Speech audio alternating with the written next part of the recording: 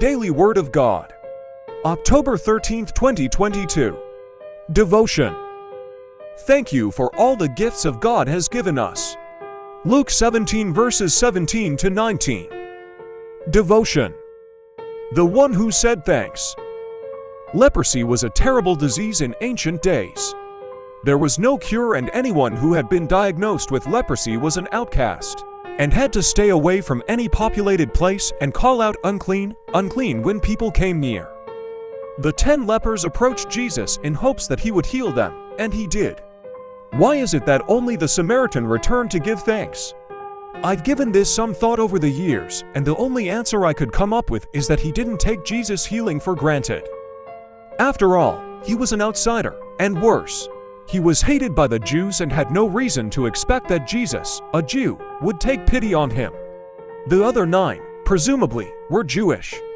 Did they take for granted that Jesus would heal his own? It made me think about what I take for granted. I was born into a stable family that loved me, provided for me, and gave me a good education. We weren't well off by any standard, but we had what we needed. I was grateful and realized that God had been very good to me, but I never really understood how much I took for granted until I went to Haiti.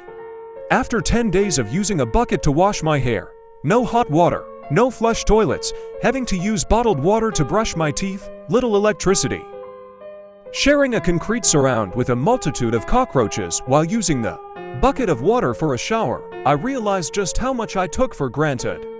You can bet that I am much more conscious of not wasting water or electricity than I used to be. My trip to Tanzania reinforced my gratitude for the blessing of being born where I was. I feel like one of the 9 who didn't return and try each day to remember to say thank you for all the gifts God has given me.